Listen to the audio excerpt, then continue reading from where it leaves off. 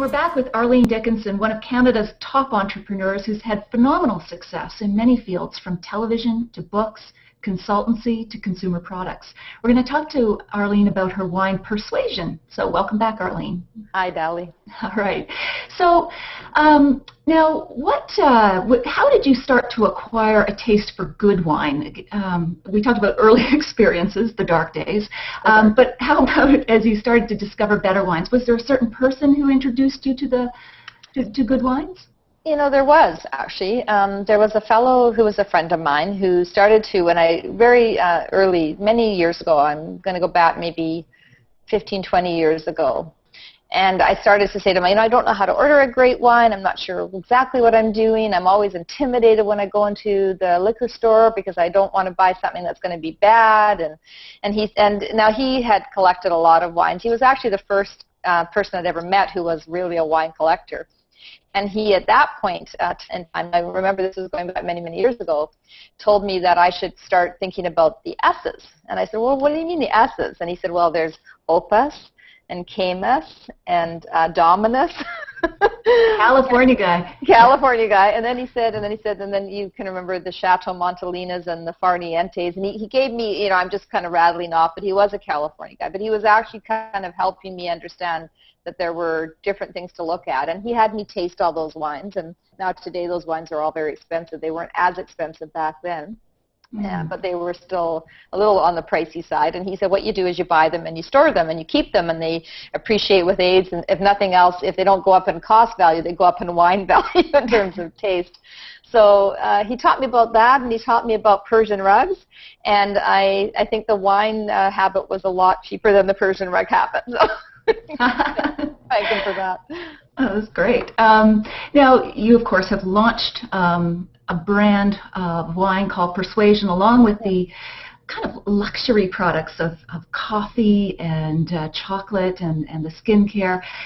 Correct me if I'm wrong, but I believe you immigrated with your parents when you were very young from South Africa, and they arrived in the country with about $50. Is that correct? That's absolutely correct. And do you think that this taste for indulgences, even small indulgences, because we're not talking about a 50-foot yacht here, is in any way related to your beginnings? That's a very interesting question. I would say that, we grew up very, very poor, and things like having food in the fridge, I joked earlier about the bus and, taking yourself seriously and those things, but this actually does tie back to what I grew up with, because I think, we couldn't afford to take the bus. We walked because the bus was too expensive, and we didn't have food in our fridge. And, when we did buy groceries, it was a big deal in our home because suddenly there was food on the table, and, that was a big deal. And so, yes, I would say that now that I can afford to buy the things that I can afford to buy, I feel really lucky that I can. I feel very privileged that I can, but I also don't want to have the things that I'm making be unattainable. Now, the wine is a little bit on the pricier side that I've created, but the chocolates and the things that I've got hopefully are small indulgences that anybody can afford. They're not things that you want to buy for yourself every day because nobody does that, but you do want to have things that are high quality and good. And so, yes, I would say that the insight that you provided is that a lot of that does come because in my past I could not have done any of that. And I think also women tend to look for those small indulgences. Again, I don't want to generalize horribly, but busy lives can't always take off to the Cayman Islands, but you can have an amazing piece of chocolate with cayenne pepper or a great Bordeaux blend, a Cabernet blend. Yeah. Do you think those really attract women? Is your brand for those products more aimed at women than men?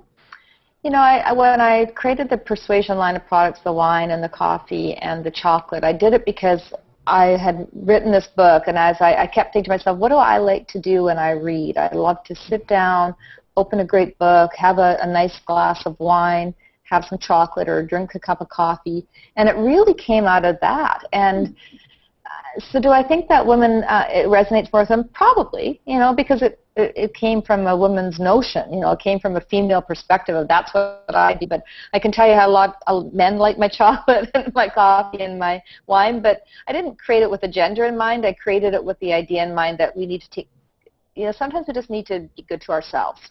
Sometimes we just need a moment. And we don't need to sweat about anyone else, and women do not do that enough. That's something I can say. We're caregivers, and sometimes we don't care for ourselves. That's true. And so with the, if you were to describe your co-host, Kevin O'Leary, as a wine, what would he be like? We can edit this. Oh, what would Kevin be like as a wine? It wouldn't be a subtle wine. It would not be subtle. It'd be a bit tannic, needing to smooth out? Yes, it might need a little bit. It might need to smooth out a little bit, yes. Okay, we'll leave that. But back to your comment about the book, which is really interesting because one of my favorite things to do as well is to read and have a glass.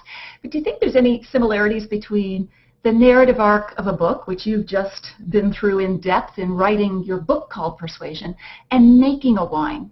The creative process, anything similar there that you see?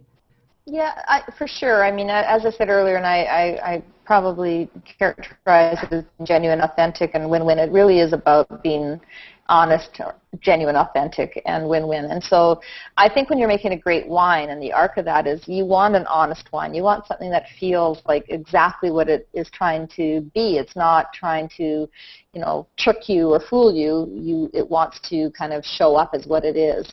You want a wine that's authentic. You don't want it full of stuff that you don't understand, and you want it to know, you want it to be genuine and be what it is. And then you want to, of course, there's a win-win in a bottle of wine because the winery won when you bought it, and you win when you drink. Everybody's happy. That's right. But you know, the arc of the story with a wine, yes. When you make a wine, there is this kind of path you go down. There's a journey of a wine, and you do the tastings. You figure out what it is you like. You have to understand enough about what you're tasting to feel and believe that it's going to continue to evolve, because wines evolve with time, just like stories change and grow bigger with time. And then when you actually, there really is no end to the wine story. That's what I love about it. Every time I open a bottle of my wine, it's a 2010 blend, and when I open it in now, I think, gee, it's changing so much, and it's growing and it's maturing and it's fantastic, just like a good story, right? Excellent. Wow. Way to tie them together. So, I mean, several studies have said that women buy 80% of wine because we're tend to be the household purchasers of a lot of things, from shreddies to SUVs, plan the dinners, and also the social gatherings. Do you think women buy wine in a different way from men in terms of what we look for? I don't know the stats on that. I don't know what we would be looking for. I think we may be more attracted to the beauty of the bottle and the beauty of the label. That actually, I think, is meaningful, or the interest of it. And I'm not saying we're fooled by it. I think it's just, it adds to it. It's like looking at a beautiful home that's well decorated. You could love the home, but if it's well decorated, that's a big plus, right? So probably a little bit of that goes on. But I don't know. That will be an interesting thing to find out. I'm gonna do some investigation on that. Do you know the answer? No, market research, though. It's a great. Yeah. Should get an agency to look into that. I should have done that. No. And one point I heard you make in a previous interview was it's different having a financial interest in a company versus a creative interest. Your wine would be one. You didn't make the wine, but you certainly are financially invested in it. What's the difference to you? There's some things that that you could add value in the manufacturing or the early stage, where your input is going to add significant value in the creation of something. I can't help the winemaker make a better wine. They're either, because they're experts at what they do, but what I can is think creatively about how I want to market that wine. I can think creatively about how I want to be involved with it. I can certainly add on from a marketing perspective what I can do to bring that wine to life in the marketplace. But the actual making of that wine, that's an art and a science, and it's something that I certainly don't know. I just know what tastes good. I don't have any ability to add value in the front end other than that. Well, I'll drink to that. I think we should both drink to that. All right, We're both getting thirsty, I'm sure. We're both getting thirsty. Look at that. Okay, here we go. I got the product placement. Lots of bad product placement. That's great. Yeah, exactly. All right. Got to get the, what do they call it, the beauty shot or whatever. I'm try and pour it up here. Yep. All right. So when you were choosing which wine. My bad nails, I just saw that I need a manicure. Back to the wine.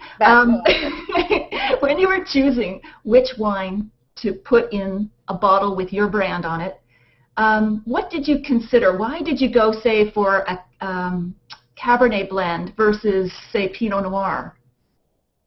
I started off, I was going to do a Pinot Noir when I first began, and I wanted to have something that I thought was going to be very accessible.